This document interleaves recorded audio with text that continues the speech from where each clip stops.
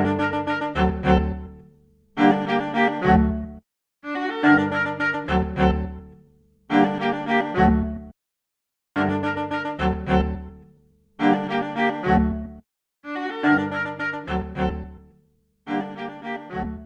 and welcome to Medieval Murder, the podcast that brings all things gruesome and historical to the comfort of your own home or car or wherever it is you're listening from. My name is Hannah Purtymun and I'm here with my father, Kevin Purtymun. Hello. To discuss some of the most famous and infamous murders that took place in the medieval and early modern periods. Medieval Murder came to be first as a blog, then as an Instagram, and now as a podcast. The podcast will feature some of the most famous murders in medieval history, some mini-episode series on different types of medieval murders, and interviews with historians and history enthusiasts alike. Just a few updates. Keep your eyes peeled for a St. Patrick's Day special coming out this month. We're also going to have some special St. Patrick's Day themed merch coming out for a limited release later this month. So today we are going to be jumping back into Egil Saga. We're up to Egil 9. And, at least if I counted my episodes right. So let's see what he's up to this week. So when we last left Egil, he had just finished raiding with Erenborn, and they were off the coast of Denmark. And it's getting close to being wintertime, and Erenborn decides that he's going to winter in Denmark with Eric the Blood Axe's sons. And that's really not the best option for Egil, because he is, he's got that bad blood with Queen Gunhild, and Eric is dead at this point, but Gunhild and her son still have a huge dislike for Egil. So Erenborn and Egil are discussing what options they have, and they decide it's best Erenborn's like, yeah, you should go back to Norway and then Iceland. And I don't think Erenborn was really thinking that Egil was going to do what he ends up doing. He's thinking maybe he should just go home to Iceland and maybe stop off in Norway, because he's still outlawed there. Um, so, so what Egil decides to do is he decides to go to Iceland, or not to Iceland, but back to Norway. And he sails up the Oslo fjord, and he ends up seeing Thorstein, which was Thor's son, and it makes him a nephew of Erenborn, right? So he's greeted warmly, and he shows up there, and he's going to winter there. And he's got some of his men with him, and he's got, some of the plunder that he puts in storage from going raiding with Erenborn. But at the time, the King of Norway has heard that Erenborn is down in Denmark with Eric the Blood Axe's sons, and he gets very distrustful of Erenborn, because he's worried that that the sons are going to come after him and his throne. And so this begins a time where King Haakon is deciding not to trust people related to Erenborn. And so he's kind of running a lot of them out of Norway. And now Egil, Haakon's a big fan of Egil. Now he's there with Thorstein in kind of pretty close to Oslo. It wasn't Oslo at the time, but where Oslo is today. But to the east of Oslo is what they call Varmland. And it had been taken under, it's now Sweden, kind of the southern part of Sweden. And it had been taken over kind of by Haakon. And he was sending his envoys down there to collect his tribute. And there was an earl there, Earl Arvid, that he was the earl of the area, and they'd go collect the tribute from him, and they'd return to Norway, but they never made it back. They were Okay. always attacked, killed, and robbed. And Wow. so So it's this is is it really worth it? yeah, this was really a problem for Hackham because it's all about, collecting that tribute and coming from a position of power. Mm-hmm. So Egil's hanging out with Thorstein, and some envoys come from the king, and they tell Thorstein that the king has decided that he needs to go collect the tribute from Varmland. That He can Thorsten either does? Yeah, he either needs to go collect the tribute on behalf of the king and get it to the king, or he will be banished from the realm and will be forced to leave Norway. Hmm. So Egil hears this and he tells the envoys, a man of Thorstein's standards, you know, he this is beneath him to go collect the tribute because of his standing in the community and being the landowner that he is and being a loyal subject to the king, and he'll be happy to accompany the king on any expedition, meaning if the king goes to war, Thorsten Hmm. will back him up and be part of the people that defend the realm. But it's beneath him to go collect this stuff, to go do this tribute run. So the envoys think about it and they're like, you know what? But Thorsten does say, I'll give you whatever men and supplies you need to go do your journey. So they don't totally poo poo it, right? Mm-hmm. So the envoys talk and they're like, what we could do is we'll ask him to send Egil in Thorsten's place. And then somewhere along the way, we can kill Egil, the king will be happy, and then we can figure out how to get rid of Thorsten. The king wants to banish him, we'll banish him. Yeah. So the envoys come and they tell Egil and Thorsten that, okay, Thorsten doesn't have to go, but Egil, you need to come with us. Mm-hmm. And Egil says, okay, I'll go. And Thorsten says, what do you need? And they say, well, we need some sleds, we need some supplies, and we need, 4 additional men.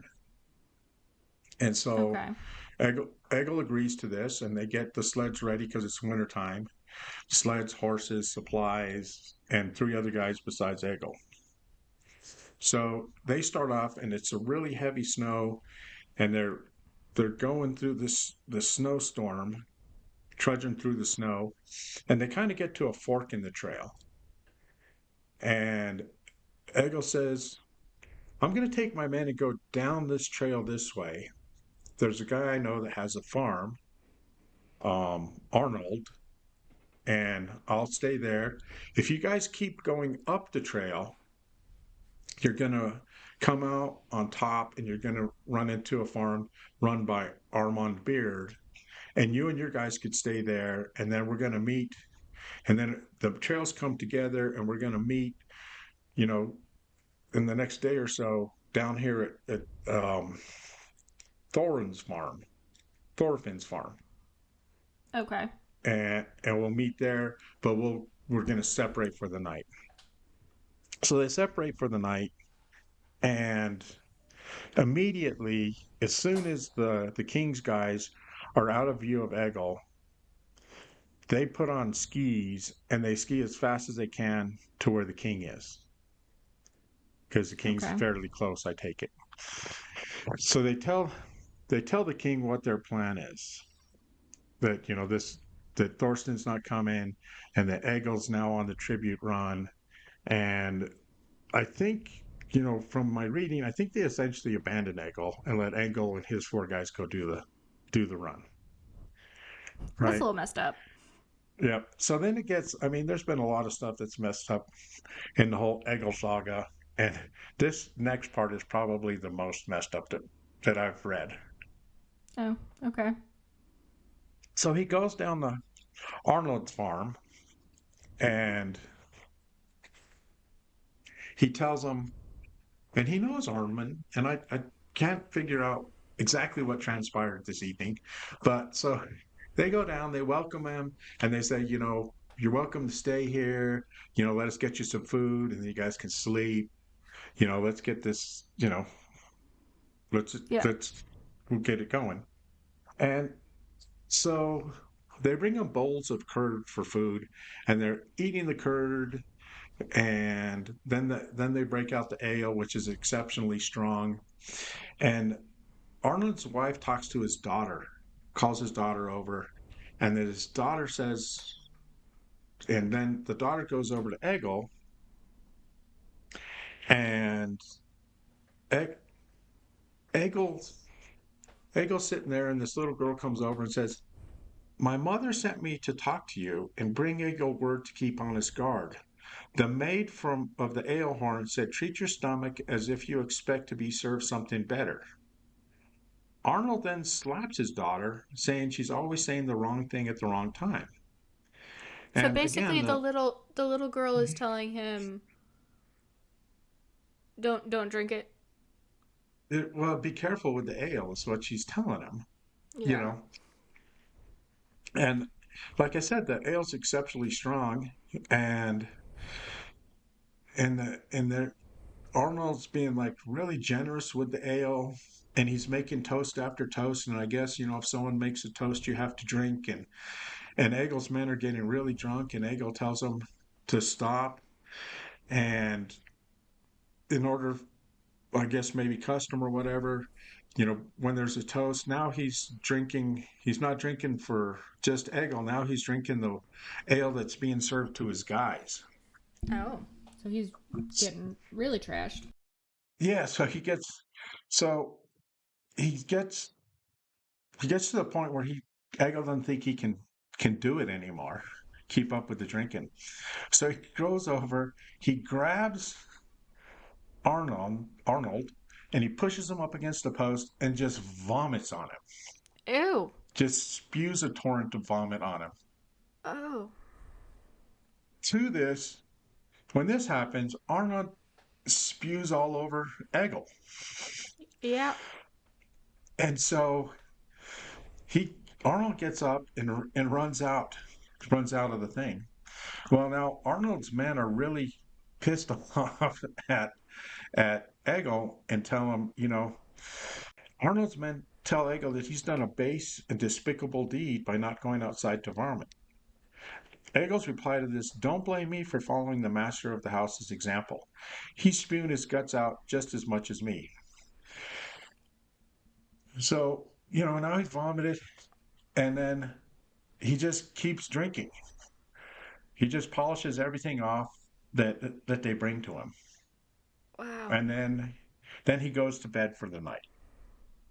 So they bed down kind of in a barn with their horses and the hay.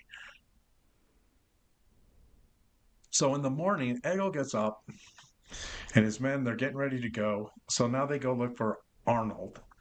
And Egil finds him asleep in his bedchamber, and then the wife and the daughter are in there. And so Egil seizes him, and he's got his sword drawn, and the wife and the daughter are begging Egil not to kill him. So what Egil does is he cuts his beard off as close to the chin as he can, and then he gouges out the guy's eyes. What? Right? Why?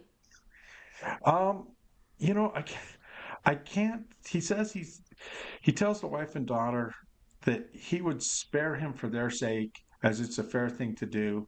But if he were worth the bother, I would kill him. Just And because of the strong ale? well, I think I don't know. I had to think about it for a long time and read it several times to see if maybe I missed something. And I don't know if Egil didn't like the fact that he slapped his daughter, uh, or Egil didn't like the fact that he felt Arnold was trying to make him look bad by making him drink so much. By continuing to make toast after toast, it was a challenge to Egil. Hmm. And and it kind of in the reading, it kind of comes out that you know while he knew him, it Arnold was really kind of a despicable man. And so I don't know Mm. if it's just like some Egil justice coming on down. I don't know. Yeah, I don't know. So yeah, that is the one so far in the reading that I couldn't really find a reason for the violence. Yeah, weird. You know, no, and I think it was really subtle. I think he was being challenged by Arnold with the excessive drinking and the continued toast and But the ale wasn't poisoned because everybody was drinking it, right? right, right. There's no poison, so I don't know. But man, gouged out his eyes. Gajaz's eye cut off his beard. So Egil and his men then traveled to the Thorfinn farm, and he was going to meet the king's envoys there. And when he got there, Thorfinn was happy to see him, and Thorfinn told him he'd seen 6 heavily armed men traveling past just before daybreak. And one of the farmhands there said he thought they were Armand Beard's men. And that's the farm where he told the king's envoys to go to. Okay. So Thorfinn asked them all to sit down and eat, and Egil saw a sick woman lying on the bench, and he asked about her, and it turned out to be Thorfinn's daughter Helga. And he said she was suffering from a wasting sickness and could not sleep at night because of some kind of delirium. And Egil asked if they had tried anything, and they said the son of a farmer who lives nearby had carved some runes. Egil said he would like to try and help, and they agreed. So he had her bedclothes aired, and then he took the runes out of the bed, and he read the runes, and then the runes were carved on whalebone, and so he read the runes, and he carved them off, and burned what he carved off in the whalebone in the fire. And he made the comment that, you know, no man should carve runes unless he could read them. So I have no idea what was on the runes. So Something bad. Egil sat down and he carved some runes of his own, and he put them under her pillow, and they brought her back in and laid her in the bed. And shortly thereafter, she said she felt like she was awaking from a deep sleep, and said she was well again, but still very tired. So, overjoyed by their daughter's recovery, they offered Egil whatever supplies he was going to need for his journey. So he made some new friends. Yeah. You know. So when Egil goes to continue his journey, Thorfinn, his son, and a couple of his men want to accompany Egil, as they felt the men in the woods were preparing to ambush him. Egil reluctantly agrees to let them come. When Egil and his men got to the spot he felt that danger was lurking, he sent Thorfinn and his son and his men home. So he didn't want to get them into anything. And shortly after, Egil notices 6 men lurking in the woods, and they pop out and they battle with Egil, right? Okay. So Egil kills 2 of them, with the other 4 running back into the woods. And this is on the way And to collect things from Arvid, Arvid, Yeah. and this is on the way to go see the Earl. Okay. But I think, if they were Armand Beard's men, the king's envoys went there and probably paid them or talked them into trying to ambush them, Mm-hmm. you know, and, I still, spoiler alert, we still never find out what happens to the king's envoys that disappeared on the skis, if they just went to the king and never came back. So I Oh. couldn't tell if these guys were the king's envoys or if they were Armand Beard's men. It kind of Weird. indicated in the text that it was Armand Beard's men, Okay. you know. So they continue on the journey, the guys, and they continue on, and they meet with a farmer called Alf. He was Alf the Wealthy.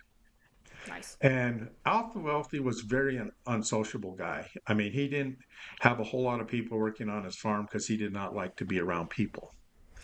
Um, but he did greet Egil and his men warmly. And Alf was very talkative with Egil. They talked mostly about the envoys that have come and gone trying to collect the taxes Mm-hmm. or the tribute for the king, and they talked about the Earl. And it became apparent that Alf was no fan of Earl Arvid. That he didn't Okay. like him, had no respect for him.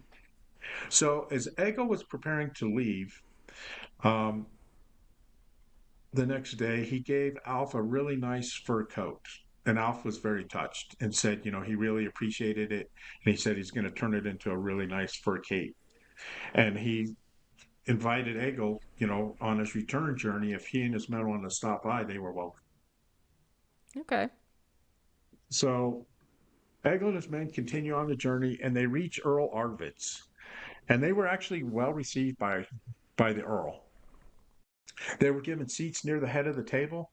Um, and Egil told them the king's message that he had been sent to collect the tribute, and told them that, Arvid still owed this tribute to the king and told him what was happening to the envoys. And so Arvid wasn't really, he's like, it's not really my fault that, I gave it to these guys and, if they ran off and stole it or if they got killed and lost it, it's not my fault. Yeah. But in the end, he agreed to pay the tribute, and he paid some in silver and gold, but most of it he paid in furs. Wow. And Okay. so when Egil's getting ready to leave, he tells Arvid that he'll make sure the stuff gets to the king, and but he also kind of tells him, there's a lot of thought that it's actually you who are killing the envoys and stealing your stuff back. And Yeah. so after Egil leaves, um, Arvid calls two brothers, and they're both named Ulif. The brother's named Ulif. He calls them and says, I want you to go, I want you to take a bunch of men, and I want you to stop Egil. I want you to kill him and bring the stuff back because if he gets back to the king, it's going to be super bad for us because the king is going to have a severe wrath on us, you know, if Egil tells him what he's just told me. Yeah. And what Arvid didn't realize is that the king already felt that way. And it had nothing to do with Egil, coming up with this idea. The idea was already out there. Okay. So they take 30 guys and they start to try and catch up to Egil. Mm-hmm. And there's a lot of forks and trails, apparently. So there's a fork in this trail, and one Uluf takes 15 guys and goes one way, and the other Uluf takes 15 guys and goes the other way. And they haven't figured it out how fast they were, but somehow they got ahead of Egil. Okay. So Egil continues on, and he goes back and he stays with Alf the Wealthy. So he's staying with Alf the Wealthy, and Alf comes in the morning that Egil's getting ready to leave and says, You know, you really need to be careful because if you go, I've noticed a lot of foot traffic on the trail, a lot of tracks, and that there's Okay. many, many men. Yeah. And so Egil starts off and he's going up the trail and he gets to the split and he can see where the tracks split and he's like, this is the first time he's like, I think Alf might be onto something here. So so he's like, okay, we're gonna kind of move on. So they take a trail, and the trails kind of, one goes up a ridge and one goes down kind of by a river, and there's a bluff and a ridge above it.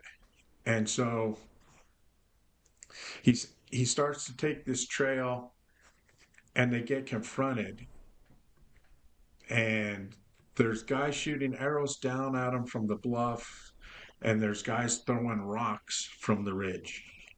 Okay. And it said that the rocks were more of a problem than the arrows. So Egil tells his men to kind of get to the bottom of the bluff, and he's going to go up on the bluff and see what's going on up there. Yeah. So Egil goes up on the bluff, and he's confronted by 8 guys up there. Egil's by Just by himself, himself. He's by himself. Okay. and he's confronted by eight guys. There's no real description of the fight, but at the end of it, there's 8 guys dead and Egil still alive. Well, Right? Egil is a badass. He's always been a badass. Yeah. And so he goes to the edge of the bluff, and now he's got a vantage point of the guys that are throwing rocks down at his guys. So So he's he above be them? yeah, he's above them. Okay. So he's got a vantage point. So now he starts chucking rocks down at the 7 guys. Okay. And this is some so there's 7 guys down there. He kills 3 of them throwing rocks. It must have been Wow. some big rocks, but Egil was a big dude, Well, that right? and he has some good aim. Yeah, exactly. So so he kills 3 more, and the 4 of them run back off into the forest. So Egil comes down and he's like, okay, let's move on. And now they're kind of going on this kind of flatter trail, and 9 guys start attacking him from the back. Wow. So Egil immediately kills one guy. His other guys are fighting with the uh, with the remaining 8, and then more guys attack from the front. So Egil takes off and rushes forward and gives a few quick blows to some of the guys that are close and kills them. The Okay. others kind of run to flatter ground. Egil runs up and kills 11 guys. Well, Wow. by the time he's done, he's killed 11 guys Okay. in this part of the fray. Now, the I don't know if for our purposes it's kind of sad because we don't have a lot of details, a lot of blood and gore for this one, but all we have is kind of the death count. Yeah. Um, so then Egil returns to where his guys have kind of held some guys at bay, held the Mm-hmm. remaining 8 at bay, and they end up killing, I think, another three, Okay. three of the guys. And by this time, both of the brothers Ulaf are dead. There's 5 guys that are remaining, and they run into the forest and they go back to Earl Arvid. Okay. So Earl Arvid um, says this is the worst possible outcome. Yeah. We're going to face the wrath of the king. Yeah, And because he didn't kill this right, envoy. yeah, he didn't kill this envoy, and the rest of the story is that you know after all this dust settles, the king. I think the king takes his army himself and goes and runs Earl Arvid out and installs a new earl, and things get better. Okay. So he does face the wrath of King Haakon. Mm.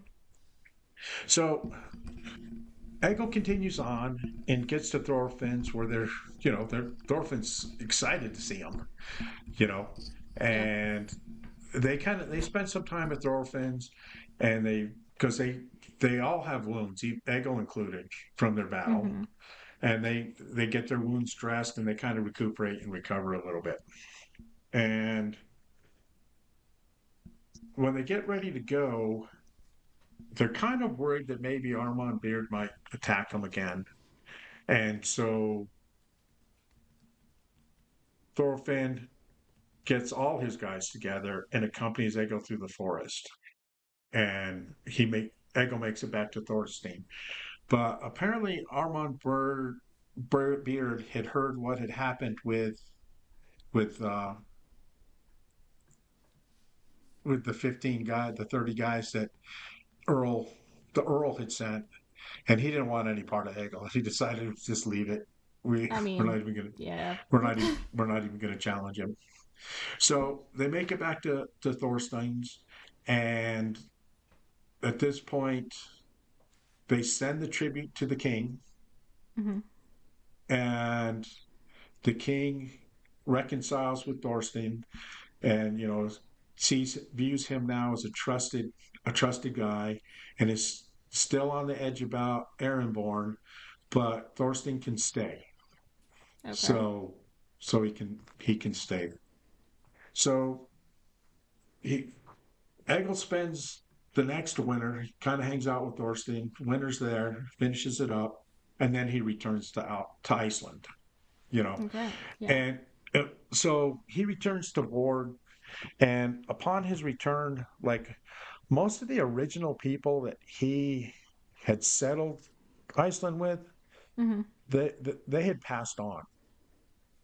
They were no longer, and we're now like into Oh, okay.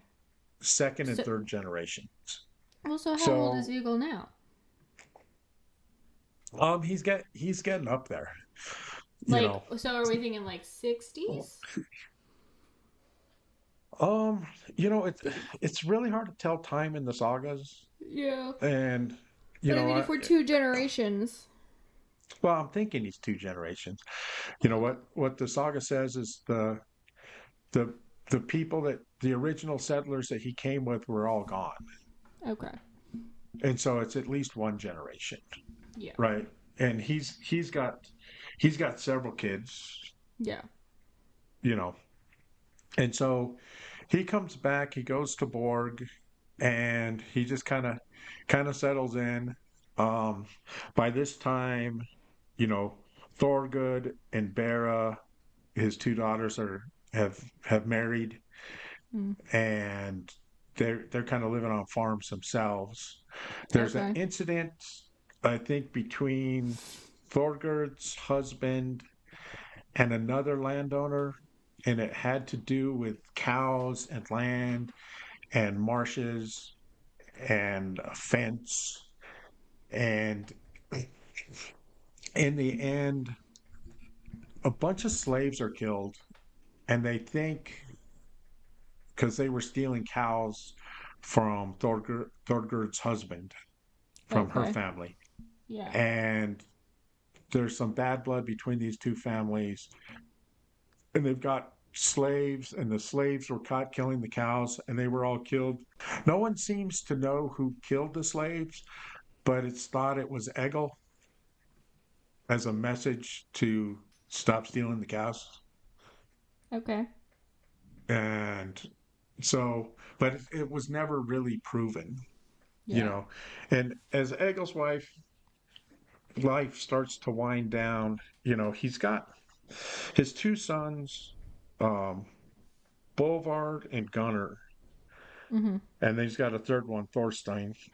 Um, so I'm not sure how many years it is since he's been back, but I find this part interesting. Bolvard is doing some logging, and he's putting timber on a ship, and they're sailing it, and a storm comes up, and the ship sinks, and Bovard and all his guys drown. Wow. So it's the death of Egil's son. And so Egil goes and he finds him washed ashore, brings him home, and buries him in the tomb where he buried his father. Sad. And Egil comes back to the house, goes into a deep depression, and just walks into it, I guess essentially what would be his bedroom, and shuts the door and doesn't come out. And he doesn't eat, he doesn't do anything, and this goes on for a couple of days. Wow. Okay. So Asgerd, his wife, sends for the daughter Thorgerd, sends her a message, and she comes to Egil's place, and walks in, and he's just laying in his bed despondent, and she walks in and jumps on the bed with him and says, you know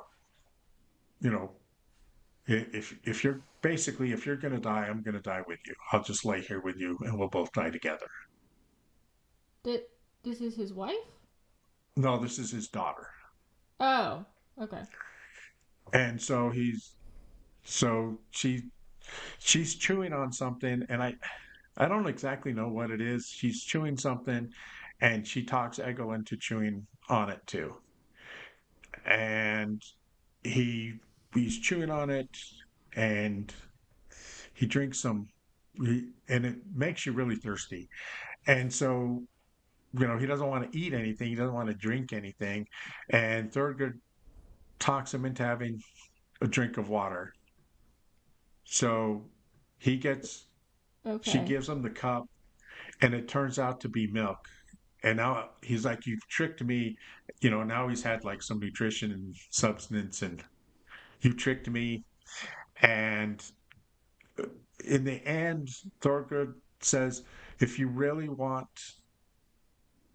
what I'd really like for you to do is write a poem about Bolvar." And so, because he was quite the poet, we Yeah. think of him as the warrior, but he was quite the poet.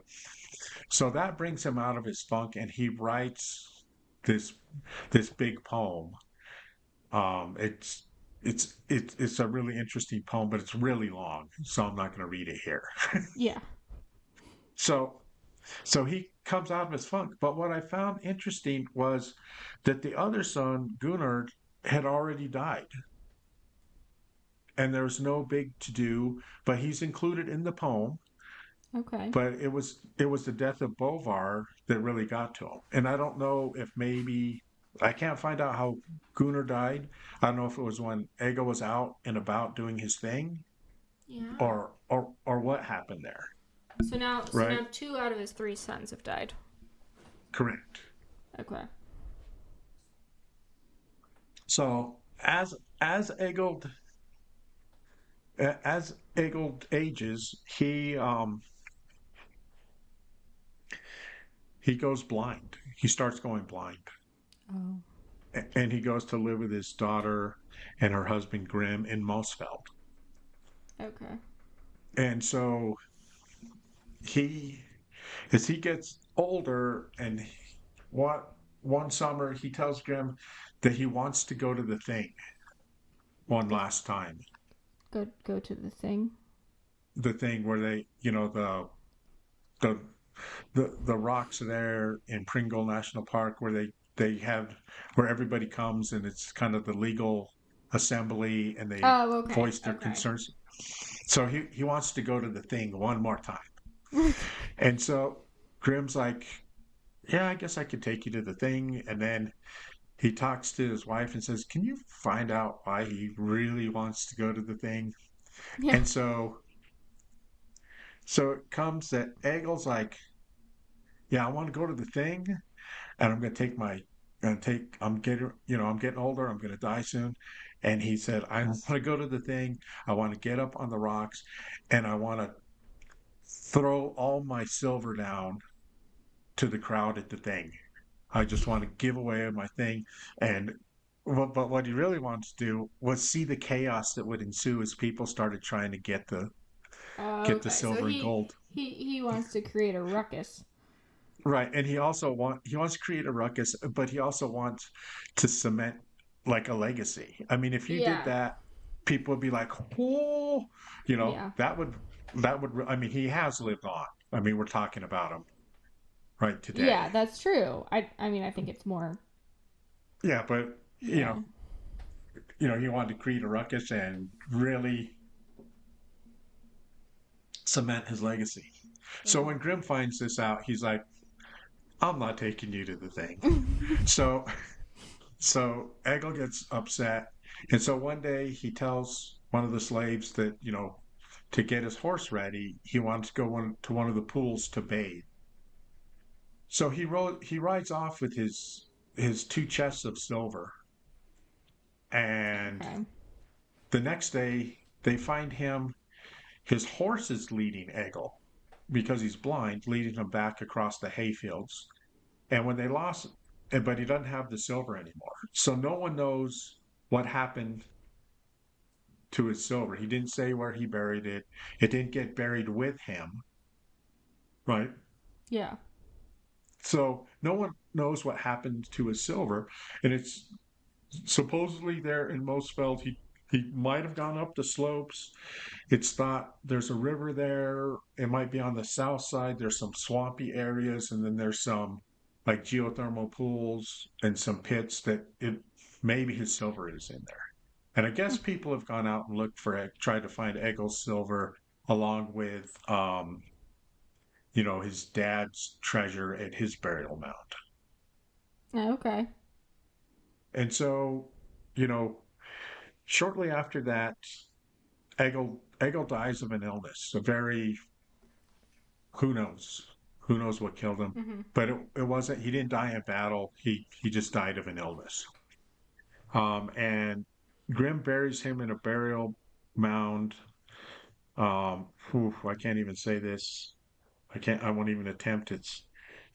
With his clothes and weapons, and the mound was supposedly at Tjaldanes. It's Tjaldanes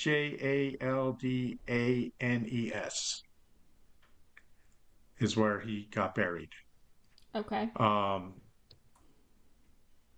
but the son-in-law Grim, he gets baptized a Christian, and so he has Egil's Oh, bones after this? dug dug up. Yeah, have has his Oh, bones dug up and moved to a churchyard, right? Um, let me check that here. seems a little messed up. Well, You know, it Egil wasn't a Christian. right. Well, so actually, Graham had built a church at Mosfeld, and then I guess one of Oh, okay. his daughters moved his bones to the church. Um, and Okay. there's some support to the fact that when a cemetery was dug after the church that Grimm had built was taken down, human bones were found under the side of the altar. They were much larger than normal human bones, and on the basis of old accounts, people are certain they must have belonged to Egil. The priest and a wise man Yeah. was there at the time. He picked up Egil's skull and put it on a wall of the churchyard. The skull was astonishingly large and even more incredible for its weight. It was all ridged on the outside like a scallop shell. Curious to test its thickness, took a fair-sized axe handle on one hand and struck the skull with it as hard as he could to try and break it. A white mark was left where he struck the skull, but it neither dented nor cracked. This goes to prove that such a skull would not have been easy for weak men to damage when it was covered with hair and skin. And Egil's bones were buried by the edge of the churchyard at Mosfeld. So I don't know if his grave is still there or not. Yeah, that would be really cool to go see. Yeah, I mean, I'm sure we could. I should, you know what? I wasn't even thinking. I was up late last night trying to finish this up, but I should have Googled to see if, Egil's grave, if there's a picture of it. Yeah, that would be cool. So if I find it, I'll post it on the episode for this Oh, week. that'd be good. And so Yeah. what I found, I mean, we keep talking about Egil and, the things I think we should remember about him was, one, he was a poet. He was a poet. That's really how he started. If you Yeah. think back to his first thing, he got to go places because he had a quick thing, and then when he got there, they quickly go to shit. If you remember in episode one, but Yes. so he was a It's true. poet. He was a warrior. He could be a very very loyal friend, extremely loyal friend. He was Mhm. loyal to his family, but he's also a man with like a really short temper and a guy that held a grudge. Yeah. Yeah. And, I and I can't don't know believe what your Egil has thought come to is an on it, end. but I mean, do you think the grudge? Do you, I know. Do you think the grudge part of it is all Egil? Because like Gunhild, or was he just reacting to people who didn't like him? Because Gunhild and Eric the Blood Axe, they wouldn't let it go. I mean, I wouldn't let it go either, considering he killed their sons. You know? Correct. Correct. Okay. Yeah, so I don't know. And then I mean, it's from Wikipedia. I did found some references to Egil in popular culture, if you're interested. Yeah, okay. I'm interested, so Yeah. there in Iceland, there's a brewery. Olgerin Egil Skallgrimsson is named after him. There's a talk show on Icelandic television called Egil Silver and named after Egil's hidden treasure. Um, Egil's Silver is also the name of a song by the Megas from his first album.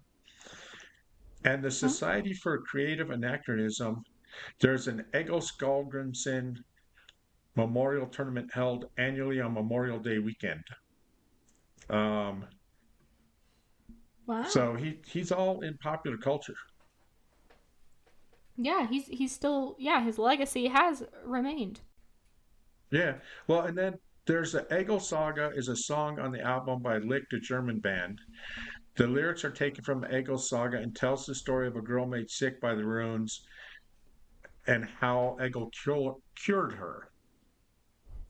So, Oh, we talked wow. about the runes. We talked about the runes today and the sick Mm-hmm. girl and how he cured her. Yeah. So, yeah, he lives on. Wow, yeah, that's crazy. Yeah. So, what I found is that Egil lived from like 904 to 995. So he was 90 or 91. Wow, okay. So, I mean, you think about all the trips he made, and they're not, you know, those trips could be years, Yeah. but so he may have been as old as 90, 91 Yeah, that when is he died, crazy. if that is accurate. And I mean, think about it at the time. I was thinking about it today. It's like, I mean, I've got modern medicine. There's no way I'm making it to 90. You I know, mean, that's that he, too. but and he's running around. You know, I don't know, Still just killing people, still, still doing his thing. and still wanting to make some mayhem. Oh yeah, you know, the, Wow.